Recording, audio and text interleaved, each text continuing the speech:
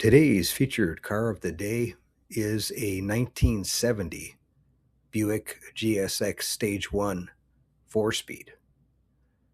And this one I filmed at the Mecum Classic Car Auction in Dallas-Fort Worth, Texas in November of 2025.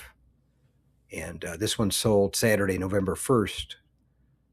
And it was lot number S212. And it sold for $198,000.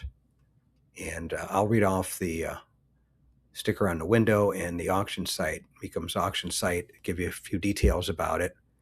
It had 64,957 miles. And like I said, it was a 4-speed.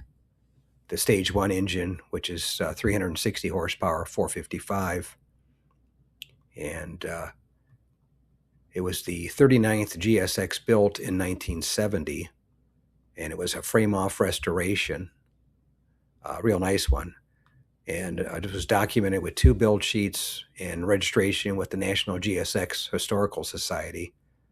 And it was matching numbers 455, 360 horsepower Stage 1 V8 engine, 4-speed transmission, bucket seats and console, power steering, power disc brakes, hood tack, tilt steering column, AM radio, padded rally steering wheel, which was a special wheel for the GSX only. It was thicker than the standard sport wheel, and color matched mirrors.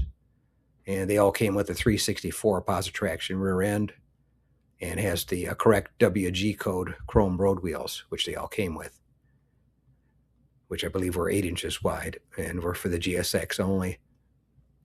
As far as production numbers go, Buick built 678 GSXs, and out of that, 199 had the M21 4-speed, and 479 were the automatics. And as far as the Stage 1 engine goes, 400 of them had the Stage 1 engine, 280 had the automatic, 120 had the 4-speed, the M21 Muncie. Thanks again for watching. I appreciate it. And by the way, here's a couple of videos.